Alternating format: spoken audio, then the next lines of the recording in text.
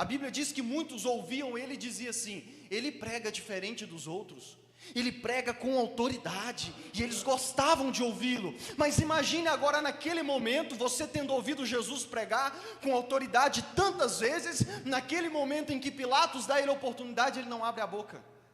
Imagina a frustração.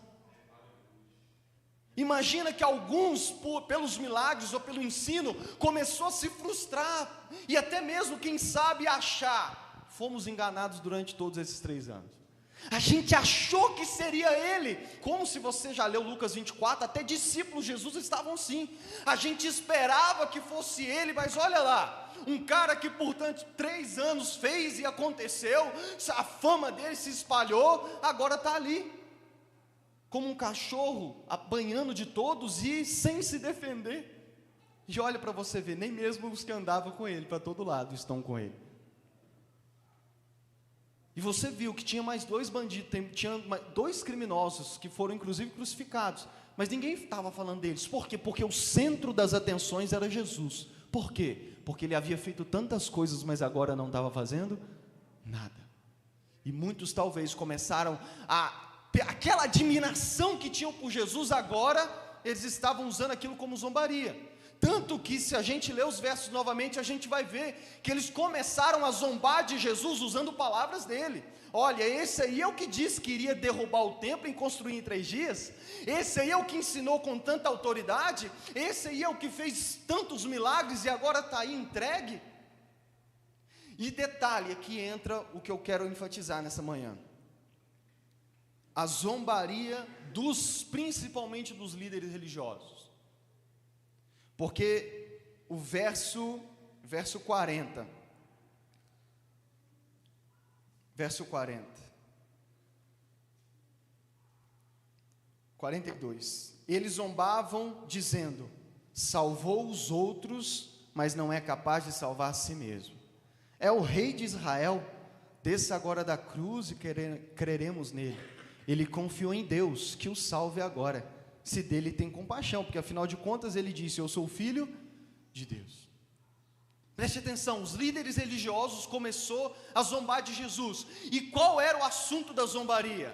Salvação. Qual era o assunto da zombaria? Salvação. Por quê?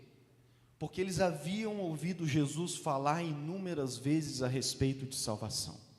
Pastor Júlio começou o culto lendo João 3, quando Jesus fala de quê? Novo nascimento, salvação. É lá em João 3, o famoso verso que a gente conhece: Deus amou o mundo de tal maneira que deu o seu Filho unigênito, para que todo aquele que nele crê não pereça, mas tenha vida eterna. Jesus falou: você precisa nascer de novo para entrar no reino de Deus, porque Deus enviou o Filho do homem, e Jesus estava falando dele, ele era o Filho do homem, para que todo aquele que nele crê tivesse vida eterna. Jesus andou por 3 anos falando de salvação. Jesus andou por 3 anos perdoando o pecado. O que ele dizia para os pecadores? Perdoados estão os seus pecados, vá em paz. Até mesmo quando colocaram diante dele um paralítico, o que Jesus disse para o paralítico? Não foi: seja curado, foi: perdoados estão os seus pecados. E naquele dia, Marcos capítulo 2, os religiosos já ficaram assim: quem é que pode perdoar pecados senão Deus? Então ele está se colocando, se igualando a Deus. E Jesus andou, irmãos, por vários momentos. Lembra do caso de Zaqueu? Quando Zaqueu se levantou e demonstrou frutos dignos de arrependimento, o que Jesus disse? Hoje salvação entrou nessa casa. Jesus andou por toda aquela Jerusalém e região, pregando salvação, dizendo: arrependei-vos e crede no Evangelho. Jesus andou por todo lado, enviando as pessoas em paz, dizendo para elas: a tua fé te salvou. Mas agora, como do ponto de vista dos religiosos, aquele que tanto falou de salvação, agora está ali o quê? Precisando ser salvo. E olha a frase que eles disseram, olha aí, ó: salvou os outros, mas a si mesmo não pôde salvar. Salvou os outros, mas a si mesmo não é capaz de salvar. Olha aí, percebe, entende o tom de zombaria? Ele andou portanto aí salvando os outros, mas agora está aí, precisando que alguém o salve. E começaram a zombar: desça da cruz, afinal de contas você não disse que era o rei? Você não disse que era o rei? Desce dessa cruz.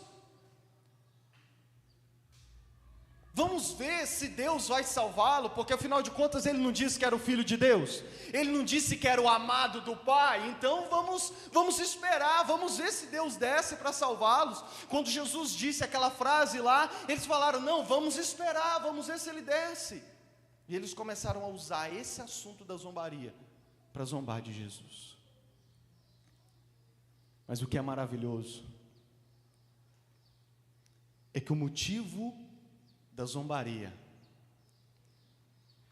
é para nós um motivo de alegria.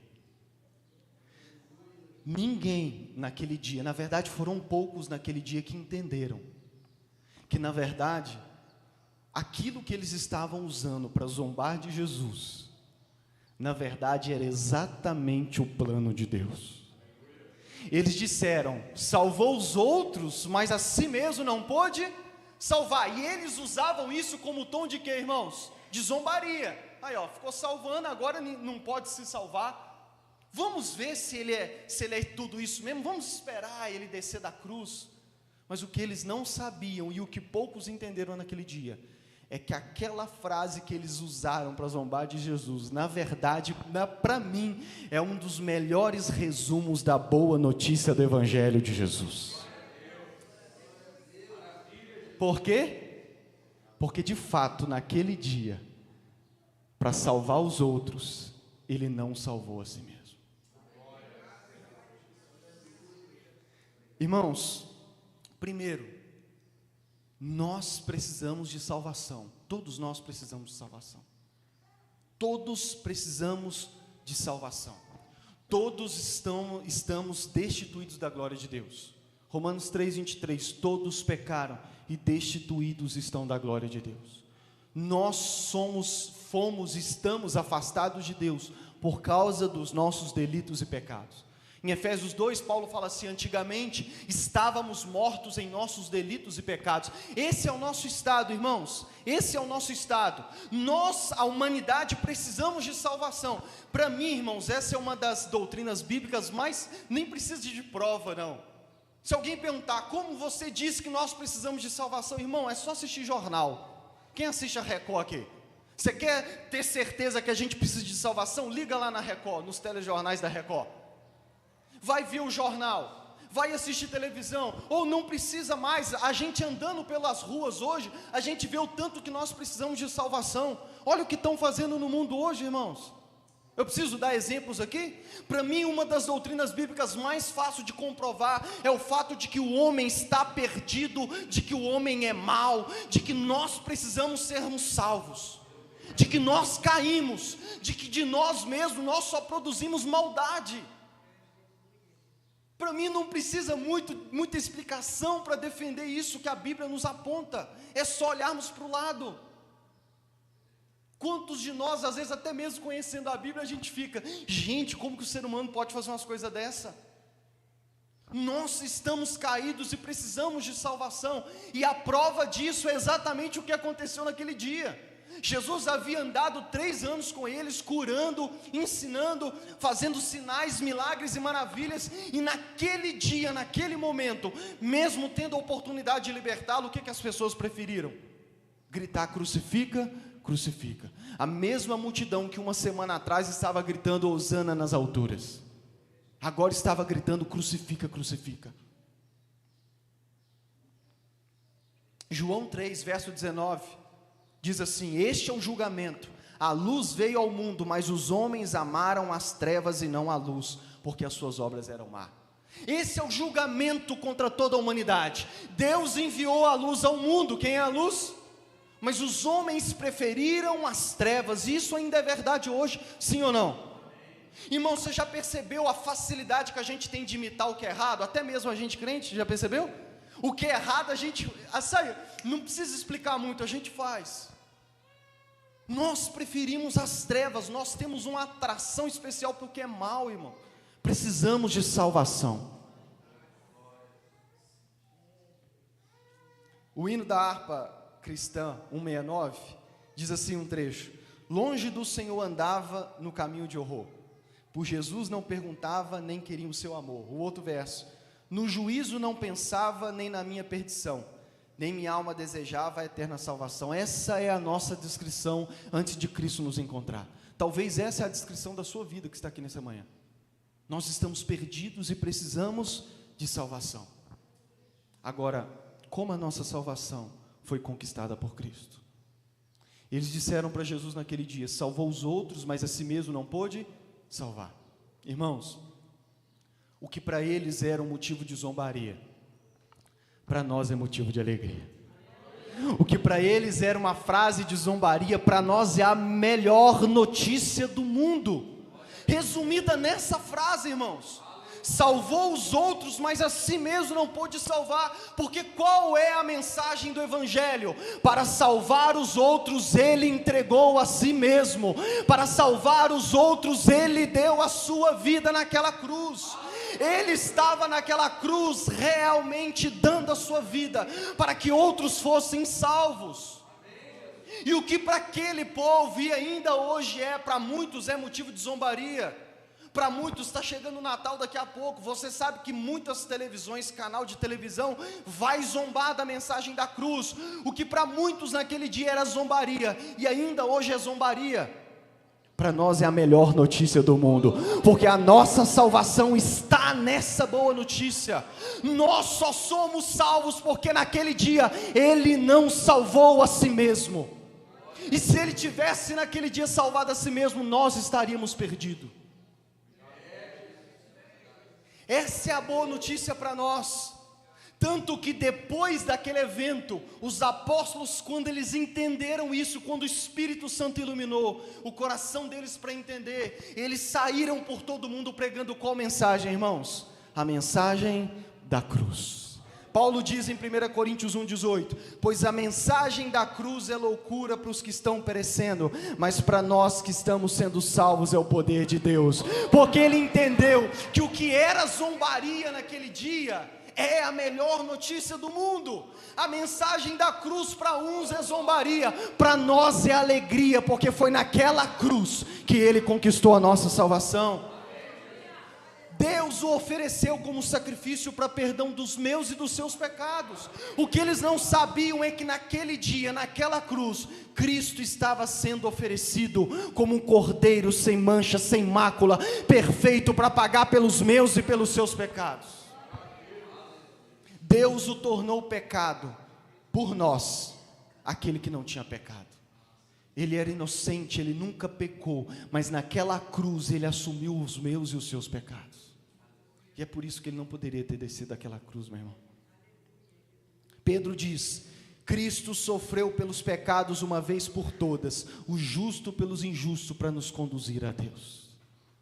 Todos nós somos injustos, irmãos, não tem nada que façamos direito.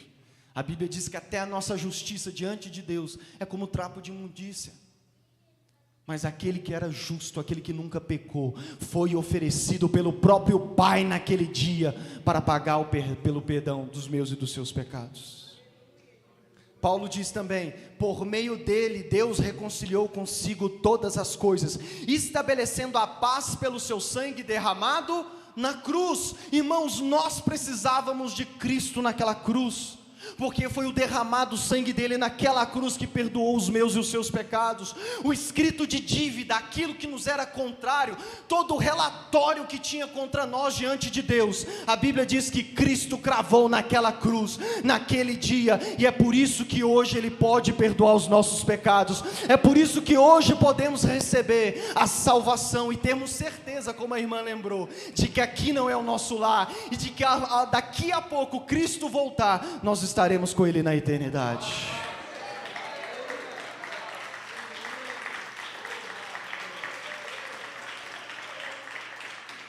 É por isso que nós temos uma mensagem para anunciar para o mundo, irmãos. Irmãos, o que diferencia a igreja, tem outras coisas que você pode achar em outros lugares. Palestra você acha, banda você acha, tem muitas coisas que você acha em outros lugares. Mas existe uma coisa que isso é o que diferencia a igreja de qualquer outra coisa no mundo, é a mensagem da cruz, a mensagem da cruz, a mensagem do evangelho, que é loucura para os que vão perecer e para os que estão perecendo, mas para nós que cremos, é a melhor notícia do mundo, é a nossa segurança, é o que nos traz aqui nesta manhã, sim ou não, irmãos? É o que nos faz nos reunir como igreja, é essa mensagem. Essa mensagem. Portanto, naquele dia, sim, aqueles homens estavam certos. Ele não salvou a si mesmo. Ele não salvou. Cristo não desceu da cruz, irmãos. Cristo não desceu da cruz naquele dia. Cristo não abriu a boca. Quando ele abriu a boca foi para dizer: está consumado. O sacrifício foi oferecido. A oferta foi dada. Ele não desceu da cruz, ele não salvou a si mesmo, não porque não era capaz, mas ele não salvou a si mesmo, para que ele pudesse salvar a mim e a você.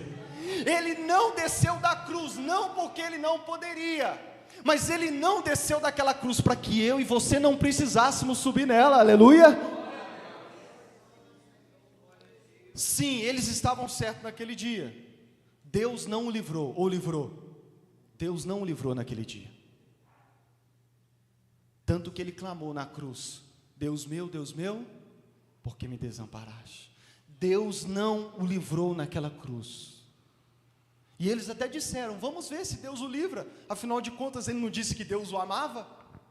Deus não o livrou naquele dia, irmãos, mas deixa eu te dizer, não é porque o Pai não o amava, Deus não o livrou naquele dia, não é porque Deus não o amava, Deus não o livrou naquele dia, porque naquele dia, Deus Pai e Deus Filho estavam amando a mim e a você. É por isso que o Pai não o livrou, não porque não o amava, mas porque os dois ali, numa sincronia, estavam amando a mim e a você. E sim, ele era o Filho de Deus, e foi abandonado pelo Pai naquele dia.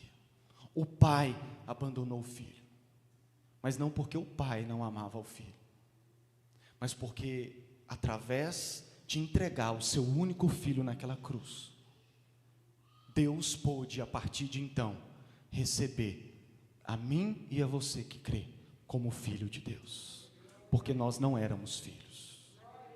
João capítulo 1 diz: todo aquele que nele crê recebe o poder de se tornar filho de Deus. Deixa eu te dizer, querido, somente os que creem nessa mensagem é que recebem o poder de se tornarem filhos de Deus.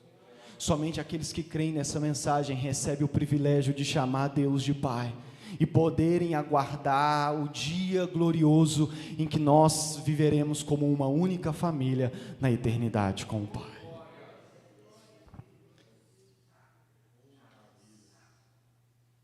E eu finalizo dizendo: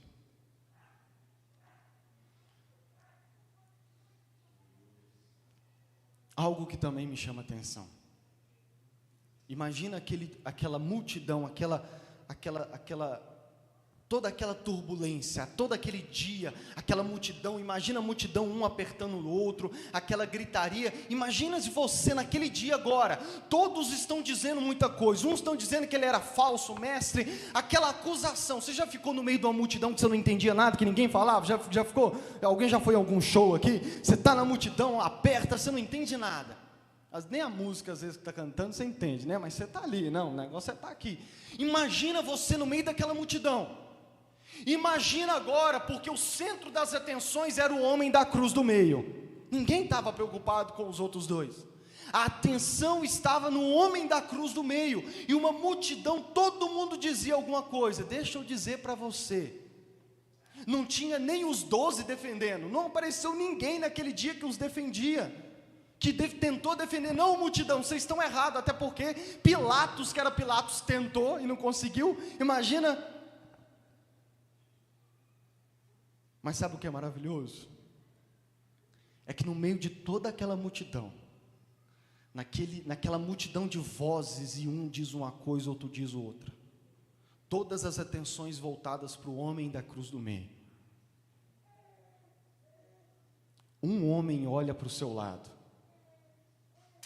e vê Jesus todo desfigurado, talvez pior do que ele.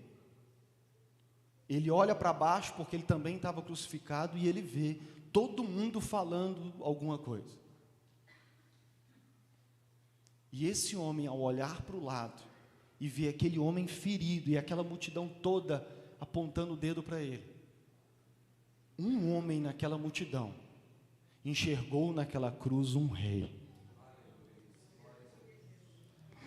Ele olha para o lado e diz: Jesus, lembra-te de mim quando entrares no teu reino. Muitos estavam vendo talvez o pior dos bandidos. Muitos estavam vendo talvez a fofoca da vez. Muitos estavam vendo talvez o bode expiatório da vez. Mas um homem naquele dia, pelo menos, ao olhar para o lado, ele viu, como diz uma canção antiga, ele viu o que ninguém viu. Ele viu naquela cruz, mesmo diante de todas aquelas vozes, ele viu o Rei dos Reis. Ele viu o Senhor dos Senhores. E ele disse para ele: eu estou na mesma condenação que ele. Isso gerou temor no coração, mas eu sei que ele é inocente. E ele repreende até o outro companheiro dele que estava na outra cruz. E ele diz: você não teme a Deus nem estando na mesma condenação? Nós estamos aqui porque merecemos, mas este homem nada fez.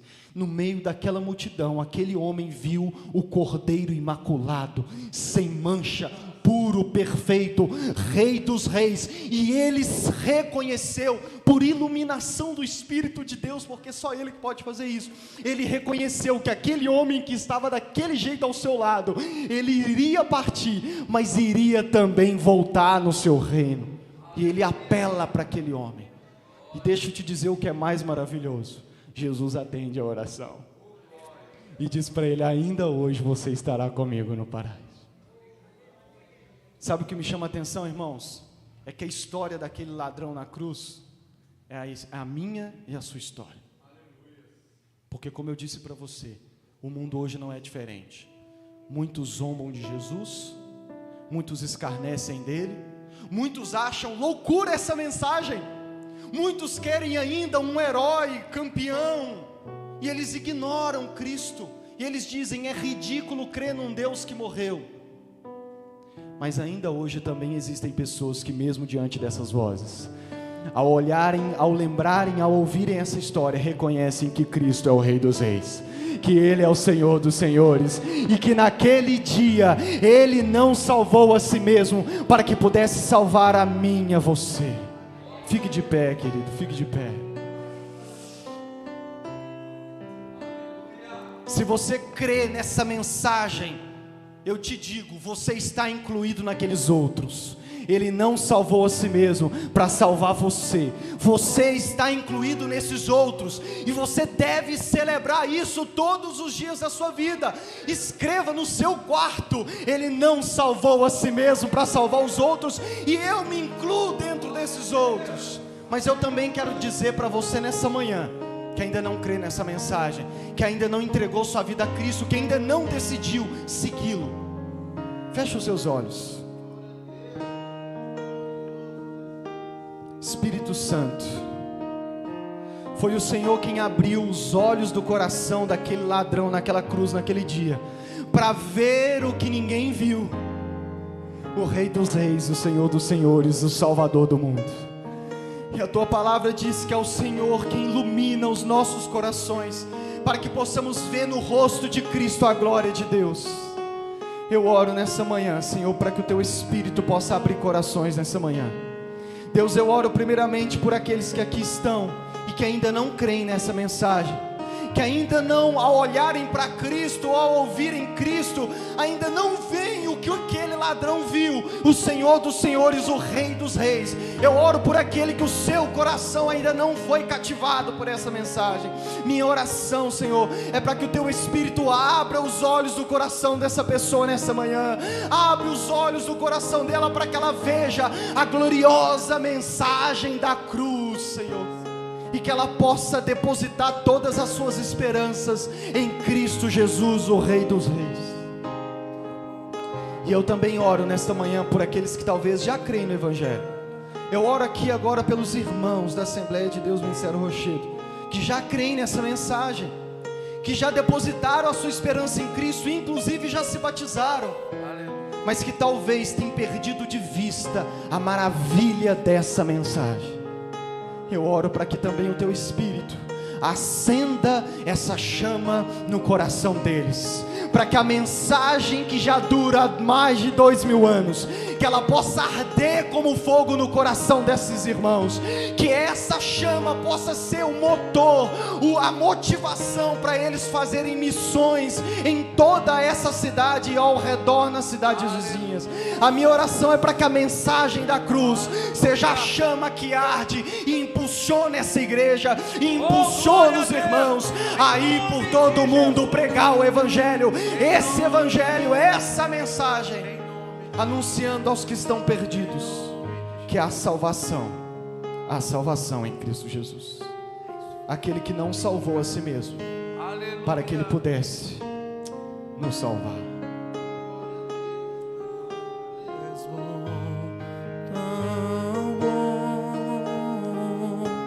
Com todo fôlego